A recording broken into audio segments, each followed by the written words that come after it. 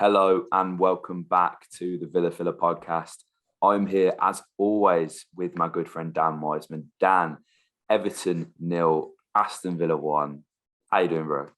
I'm good, mate. I'm good. As we just discussed off air, I'm glad you have the top on over the top of your away kit because we're yet to see a day that we match on it, and I think that's probably a good thing. Yeah, okay. Well, I was like, but no, mate. No, very good, very good. How are you? Mate, I'm good. I'm good. My voice is a bit sore, but to be honest, with how I had a nightmare. Well, I say I had a nightmare. To be fair, today has gone very well. But when I booked my train tickets from Sheffield to Liverpool, for whatever reason, I must have thought it was a 2 o'clock kickoff because I've booked my train back from Liverpool to be at 4:30. And as things transpired, I was in Manchester by 4:30. I shout out to Jake who gave me a ride back to Manchester. One of Alex's mates from uni, he's a good guy. I see him at away games. So yeah, thanks for the ride back, Jake. I know you'll be listening, which was good because otherwise I'd probably have only just got to Manchester now, Dan. I think I'd have been an hour and a half out of whack. But I knew the day was going to go brilliantly, Dan, because I pull into Liverpool Lime Street, and I thought, because Anfield and Goodison are they're out in the sticks. They're about 3.5 miles away from the city centre. And there is something called the soccer bus, which runs to Anfield generally on match days, which I got last time. But I didn't know if there was anything similar for Everton. Now, I know it was the same place, but because Liverpool weren't playing, I didn't know if it was a Liverpool-specific service. I had some people that I was going to meet in a pub near the ground. So I went to the taxi ranks, did the normal. I've been to Liverpool enough times. So I thought I knew where the taxis were. I thought I'd call myself an Uber. And an Everton fan told me to hop in with him. Now, if this was just a regular man and there wasn't the football on, I wouldn't have done it because I could have been chopped up into a million tiny pieces. So kids, don't get into strangers' cars. However, we were going to the same place. I forgot to ask his name, but no, we had a great chat on the way. Wouldn't let me pay for it either. So after that, I should have known that I was going to have an absolutely brilliant day because I just saved myself a tenner on a taxi or an Uber. Beautiful. What a guy.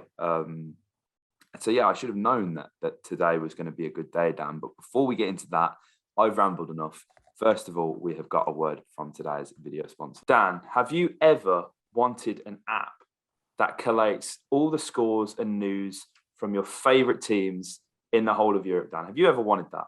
Is a constant need of mine, mate, because there's always news. That's the thing, is that we love this game. We love the industry of football because it's ever changing, mate, and you need a place to keep up with it all. And we have that place exactly for you guys. It's One Football. Guys, this app is genuinely, it's life-changing. It's great because I use it. So it's great because it's where I pull the stats from for the podcast. So it's like there's all that new stuff as well, but you can track all of the players' stats from across Europe for all the different leagues, for continental football as well. It's a dream. It's a dream. And the best part, mate, is it's free. It's free, and guys, it would help support the channel massively if you check that One Football using the link in the description down below. We promise you guys won't be disappointed. So guys, if you haven't checked out One Football, make sure you do so using the top link in the description. That's enough about my transportation to and from the game, Dan. Now we should probably talk about the game because less than a pretty performance, I think, is completely fair to say. And that is nowhere near a criticism either, because I want Villa to win ugly when needed, and that was certainly needed today, Dan. It was, mate. It was. It was always one of those where, obviously Big Dunk's second reign as caretaker manager started today, and you don't know too much about what you're going to get from the Duncan Ferguson side, but you know one thing, and that's you're going to be up for a bit of a scrap. He's a great guy. I got a lot of time. It's good for good that you're in it. You appreciate Everton as well, because I think they're a great club, and obviously there's always nice when we play them because you get the historic side of it, and we've played so many games dating back to some crazy year in the sort of 19th century. And it's always feels like a really good occasion, and we've always been pretty evenly matched as well. So they're usually good games, and today wasn't one for the archive, perhaps, but it was just a game that I was really proud of the performance today, because Everton brought a physicality to it. This game meant far more to them than it did to us because, Rafa had gone and that sort of cloud had been lifted. And, whilst they still haven't found his predecessor, that there was a better feeling around Goodison today, I can imagine. And I think, when they bring that kind of attitude and don't got them fired up and everything like that, and given everything that was going on at their club to match them for their intensity and their physicality and show that it meant just as much, if not more to us than it did to them, was really pleasing because it's not an easy game to go and win. I don't think either side played the best football, but I think in moments where it mattered, we showed our quality and everything like that. And I think there's a real psychological element to this game that I'm really proud that we overcame it. And I think that's the biggest takeaway today. Yeah, for sure. And just to briefly touch on it, Everton, I think an Everton fan has been arrested for throwing the bottle at what looked like it hit Dean and Cash. Couldn't really tell what was going on. I mean, that was a shame to ruin it because, as you say, mate, I've got so much time for Everton, and especially the guy who paid for my taxi. Thank you, whoever you are. You are the real MVP. But I think, that is obviously a disgrace. I don't think he was actually aiming for Dean, but it's just one of them ones. He got a fairly decent reception, to be fair. It's not like he left on bad terms in his sense. I get, he was forced out. I think everyone kind of knew. But no, a win and a performance like that is really needed, mate, because that, again, under the previous regime, Villa are soft in the belly and they end up losing that game. On another day, Calvert-Lewin probably scores one or two there, had a few decent headers that were kind of met at the back sticks. That one glaring chance as well that was sort of teased into the box pre-injury, Calvert-Lewin scores that. So, Villa, Everton weren't without their chances. But as you say, mate, Big Dunk got them fired up for this. And it played into our hands because I think Villa came to frustrate Dan. And can you believe that we're 10 games into Steven Gerrard's reign as Aston Villa manager? Where have them 10 games gone? And what's even crazier, Dan, is in them 10 games, we have taken 16 points from 10. Now, the only sides to have taken more points from their last 10 games are Man City, Liverpool, Tottenham, Arsenal, and Manchester United, which is pretty crazy to put into perspective, especially considering we've played Liverpool and Man United in them 10 games. That's fairly, that's really impressive, Dan. Of course, Steven Gerrard is doing a fantastic job. And these are the, if we go and beat, it's Leeds next, right? Mm-hmm. I think it's Leeds at home next. If we go and beat Leeds 3-0, of course, that's amazing. But grinding out these 1-0 wins, for me, is just as, if not more important than blowing teams away that we should be beating. I think this is a really solid performance. And players that, Buendia, again, Dan, what a game this guy has had. I know he wasn't the official man of the match against United, but let's be honest, he's the people's champion of that game, people's man of the match. And again, absolutely fantastic today. Who scored rated him at 8.4, and everything just seems to run through him. I think he's finally playing in a position and in a system that clearly gets the best of him. He's embedded in the side as well, which is really important. I think he was rather unsettled when he first came, which is totally understandable. There's no issues with that, but boasting a 76.2 pass accuracy, 47 touches, managed 4 shots, 2 on target, scored with a header. Again, this guy could have had about 5 headed goals down this season, which is crazy. He's had a few taken off him. Ez has taken one off him. There's been a few offsides, a few near misses, which isn't bad for somebody who's 5'7". And the signing of Coutinho has almost galvanised that, because I think, if anything, first of all, it isn't competition. It's someone to complement. And Buendia has just taken his game a completely different level, mate, since Coutinho's come in. Like, it's mad that Philippe Coutinho has started for Villa and played 70-odd minutes today, and we're still sat here saying Buendia's had a better game. Like, that's the kind of stuff you want to be talking about, mate, isn't it? Like, what a game. Yeah, 100%, mate. It feels like he's really found his groove now, and I think it's a matter of just taking a bit of time, because those creative roles are really difficult to nail down and hit the ground running straight away, because it's all about how you fit into the team. A lot of the time it's second nature. It's knowing where your teammates are going to be at what time, where the runs are going to be going, that sort of thing. It's all instinctive, and I think it's not easy for those number 10s, and I use that term loosely, those sort of creative players to come in and embed themselves in a side that is in a different division, somewhere that away from where they've spent a lot of time as well. And I think I'm glad for him, because he's you know what I like about him most, mate, is he's so tenacious. Is that everyone sees him as this, you know, this sort of baby. He's the babyface assassin. He really is, because he sort of goes around and everyone marvels at how diminutive and technical and smiley he is. But he's got I don't want to say a temper, but like there's a real aggression in him. To go and stick himself up at those set pieces and everything like that. The flick-on's a dream. You know, and I think you have to really credit stuff like that, because what he does on the ball is brilliant, but there's a real tenacity off it, which I think is maybe a little bit underrated. And I didn't quite appreciate that we were getting. You know, I remember when we played Norwich, I remember, you know, I always go and look under the opposition tweets, and I remember a load of Norwich fans saying, you know, if we can get the atmosphere up in Carrow Road, we all know Buendia is like, he's a hothead, he's a temper, he'll put in a few loose challenges, we could get him sent off and all of this. And I was thinking, what are you talking about? Buendia is like this really nice, like really kind of cute guy. And then, but you sort of see it. And I think he's channeling it in a really good way, because that dogfight that happened out on Goodison today was, you know, sometimes those kind of players don't fit in, that, you know, a few crunching challenges and they shy out of it a little bit, but Emmy didn't. And I think that's such a testament to him. Yeah, you know, Cash got the man of the match as well, who I thought did very well. But, you know, there's it was a really interesting game today. There's a sort of a mini little Barcelona reunion going on out there with Andre Gomes and Yerry Mina and Coutinho and Digne. And you know, I think whilst I'm on the point, for Dean it must have been a weird game, because, you know, he left Everton really because of Rafa. You know, he said that in that little post he put out, saying that it was a beautiful relationship that someone from the outside had ruined and everything like that, and pointing the fingers at Rafa. He leaves, and a game later he's sacked, and then the next game he's got to go back to Everton, and there must have been a part of him that, like, you know, was sort of like, you know, what if I'd just left it a couple more games, I could have stayed and everything like that. And I think he did a really good job shutting all that out, grabbed the assist and everything like that. And yeah, I think psychologically it's a big win for Villa today, mate, because whichever way you dress this up, the players overcame a lot of barriers today.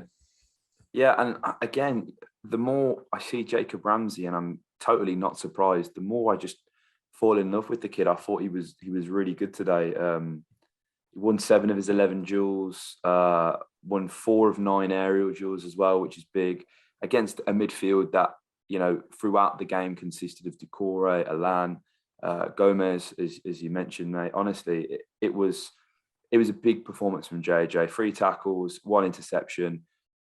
Again, I love what he brings to the side. I really do. And I mean this in the least awful way possible. Marv's injury was almost a blessing for our midfield, because it's given Sanson some time to get some minutes, which are more than needed. Obviously, he didn't feature today, which I think is a bit of a shame. But I think given the dogged nature of that 90 minutes, I'm not quite sure how Sanson would have fared. Sort of going to war against this Everton side. I don't think we've quite seen that he can hack that just yet, which is fine. Again, that isn't a criticism. It just isn't his game. There are certain players that are meant for battles like this. And again, John McGinn, wow, just what a guy. I marvel every time I see him. I think it was a wonderful performance. And the thing with John McGinn, it's the moment he slows down and then has that sudden burst of acceleration, you're never going to catch John McGinn. He's a freak of nature, and was, again, he's just so important. And with the links recently of him to United, he isn't going anywhere. Gerrard won't let him go anywhere. He said he wants to build a team around him, again, which is really good. And it's that tenacity that, you know, that you referenced, mate, that I think we lacked in the United game. If we approach the United game the same way we did with this one, we absolutely batter them, and it isn't even close. Villa won their duels today, which was big. Emmy as well, just off the back of signing a new deal, staying until 2027. My God, what a man. With a vital save as well, Dan, to kind of keep us still in this and in ahead. Talk me through that one, mate, because I haven't seen that one back, but there was a few hearts in mouths in the away end, let's say. We're not quite sure how he kept that one off the line.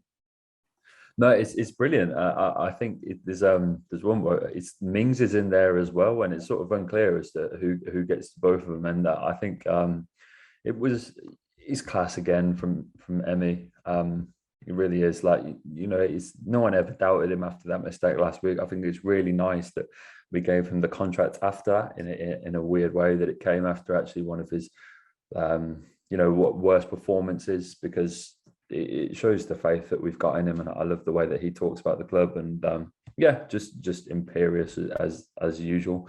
You feel so safe with him back there. And I think, you know, Everton had some chances, but they didn't have loads, which was great. And I think it's good how we shut that down, because, you know, Richarlison came back into the team. You've got, you know, DCL coming back from injury and stuff like that. You know, Demarai Gray's been very good for the price they got him for this season. And I really like Anthony Gordon as well. I think he's a player that Everton can do a lot more with. You know, you sort of look at Townsend on that right hand side, and you think you might as well look to the future really and start playing this kid, because, you know, he almost set up that goal for Calvert-Lewin. As you said, if he hadn't come back from injury when he did, or if his studs were an inch longer, you know, he tests Emmy, but thankfully he didn't, mate. But no, there are so many different elements that you can look at this. You know, I love, I didn't mention it when I was talking about it, but, you know, Buendia put up like 10.5K today or something like that, which is just absolutely nuts. So yeah, it's a game where it was really nice actually to see that little Brazilian contingent going at it in midfield, because, you know, with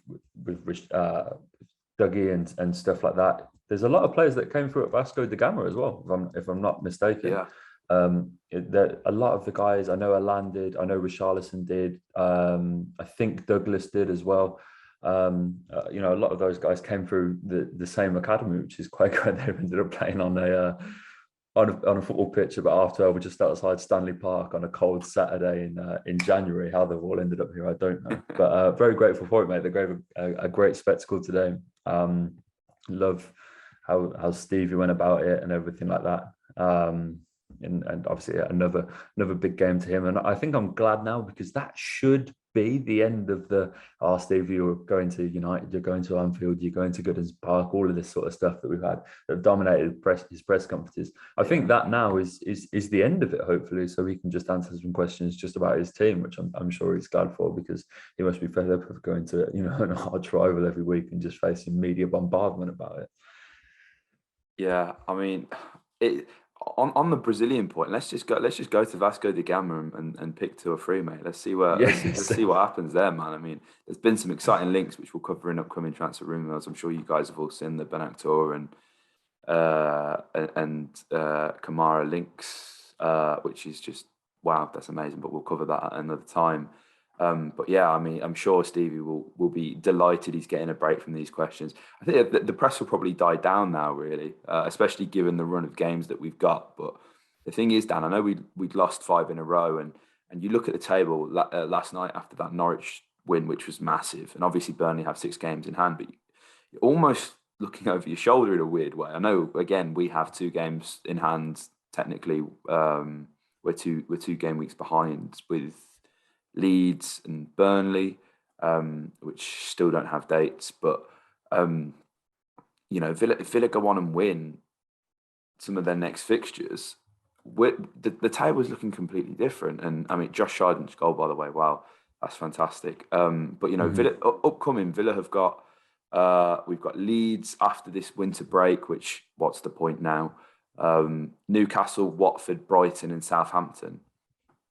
There's no reason why Aston Villa can't go and get 15 points there, win all 5 of those games, which would be remarkable. And you can only imagine where that would put us in the table, Dan. I mean, 15 points right now is massive. And I think what's even bigger is the fact that we're hearing not only Stevie, but the likes of Emmy, Kashi said it as well the other day. Players are vocalising European charges, which never really happened or didn't happen all too often under the previous regime. And I think, to be fair, we've both sat here, Dan, and gone, listen, it's not. The situation isn't Europe or bust. Let's just make that clear first of all. Yet, anyway.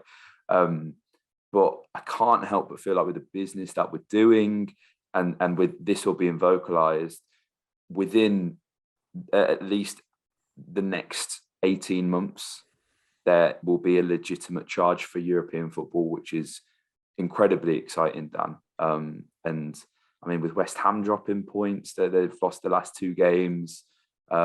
Chelsea are looking fairly dubious. Manchester United aren't as reliable. Of course, we're talking about Champions League spots here, which Villa will not be reaching. But Arsenal and Tottenham, I mean, Tottenham, since Conte have come in, have been fantastic. But Arsenal, again, it feels like you're kind of going through the motions again with Arsenal. Win a few games, get carried away, lose.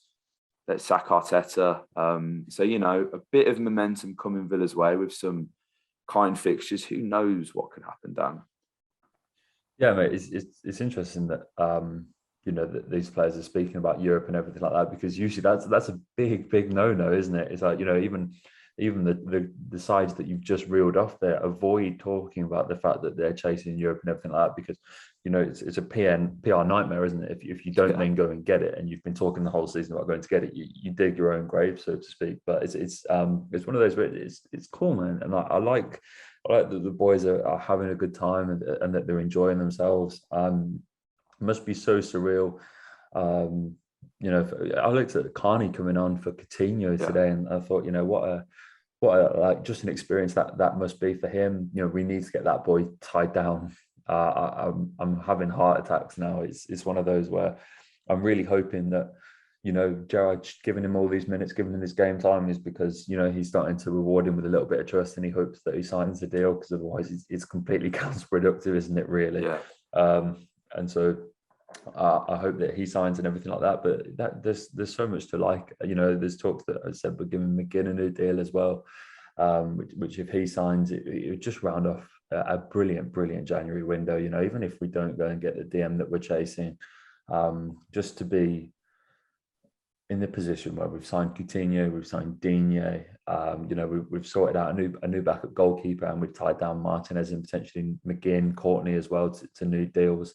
That's as good as they come, mate. It really is. If we don't get this defensive midfielder, then I don't think we can complain too much, because I've got to be honest, I don't think we lack there. You look at the midfield performance that we put in today, and you think, what, maybe it's not so bad. Obviously, it would add a lot, but I don't think it's a glaring hole in the team. Whoever comes and plays there, I think they do a good job. Maybe it's one of those where we have a better look in the summer, potentially get some better value there. And I really do believe the boys in that 6th spot are putting up performances where if you benched Douglas now, I think you'd feel pretty aggrieved. So props to the whole team, mate. They're performing on a brilliant level at the moment. I think that comeback against United really rejuvenated us, and I'm really excited to see how we go over the next these 5 games coming up. Mate, it's going to be so exciting, honestly, and I think, to be honest, we are stacked in the midfield, and I know Gerrard wants competition, and this is something that we will go into in more detail, but you're almost stunting JJ, McGinn, whoever. I think anyone who doesn't play in the midfield will feel fairly aggrieved. And if I'm being honest, I think Stevie really fancies Marv, because otherwise we'd have a DM by now, surely. We've gone out and got Coutinho, and we've gone out and got Dean as well. I know I didn't want to contribute to how we pronounce Dean thing, because that was just completely ridiculous on Twitter. But the away end chanting "he left because you're shit."